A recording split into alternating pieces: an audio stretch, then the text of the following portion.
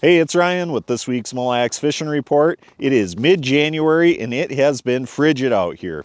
We've had some pretty good bites going on the last few days. I'll get into that in a minute, but first what I'm going to talk about is the current conditions out on the lake. As we sit, Mille Lacs has a lot of ice. I've noticed some of the holes I've been drilling, I've been getting pretty close to the power head on my auger. So what my recommendation is if you have a permanent fish house out here or a wheelhouse, make sure you buy an ice auger extension if you plan on coming up here the rest of the season. You may not need it yet, but the way these things generally go is we have some cold temperatures still in the forecast, not a lot of snow on the ice, so we're definitely going to build more ice.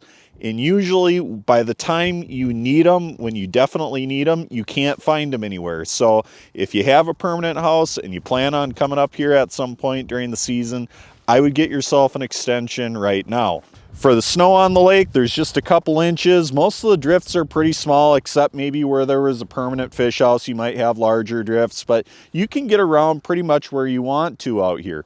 I will say that if you are going to be traveling around with your truck and your fish house, make sure you check out any cracks or heaves that you find. A lot of that stuff can shift throughout the season.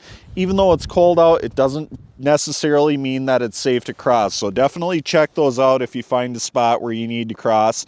If you're not sure what you're doing, just avoid those areas altogether. So as far as the bites go, there are two things that we've been targeting primarily out here over the last few weeks, and that has been the walleyes and the perch.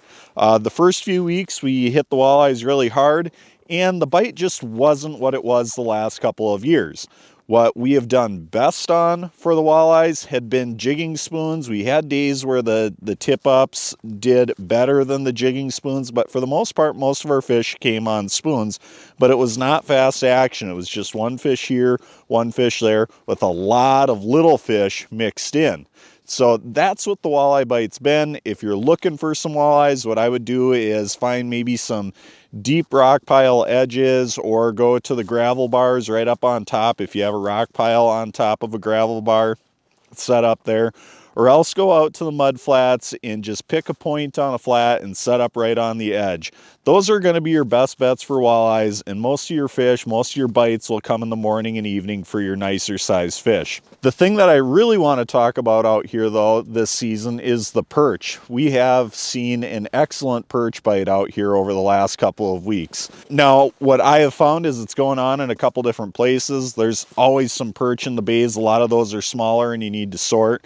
But when you go out deeper, like to the mud transition, gravel transitions out in about 30 feet of water, there's been a lot of perch out there. There's guys catching them on the south side. There's guys catching them on the east side on that pattern. And all we've been doing is either using jigging spoons with the minnow head when they're really aggressive, or we're using a small tungsten jig loaded up with bugs when we have a little tougher conditions such as we're dealing with right now with this super cold weather. For the spoons, I just like an 1/8 or a 1/4 ounce spoon, just something bright with a minnow head on it. Drop it down there and jig it fairly aggressively. A lot of times the aggressive perch will come right in and clobber it. If they're not clobbering it, if they're a little bit more timid like they have been with the cool weather we've had lately, go to that small tungsten jig, hold it just a foot or two off the bottom, and quiver it real lightly in place. Don't do any heavy jigging motions with the jig. Just quiver it in place, maybe lift it up very, very slowly and tease the fish up as they come in.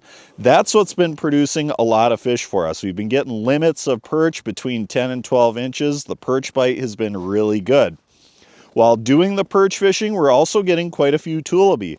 The limit on tulipy, I believe, is 5 right now. We haven't been keeping them, but we've been catching quite a few, and they've been in a range of sizes, but we've caught a lot of nice ones, that 1.5 pound plus range. So if you're looking for tulipy, they're going to be right in with the perch. You're catching them using the same techniques. I know there's a perch bite going up on the north end of the lake. The guys are fishing similar depths, upper 20s into the 30-foot range. They're just fishing the break line up there. So if you're up on the north end, there's a perch bite going up there as well. I hope these tips help you out. Good luck fishing and have a great weekend.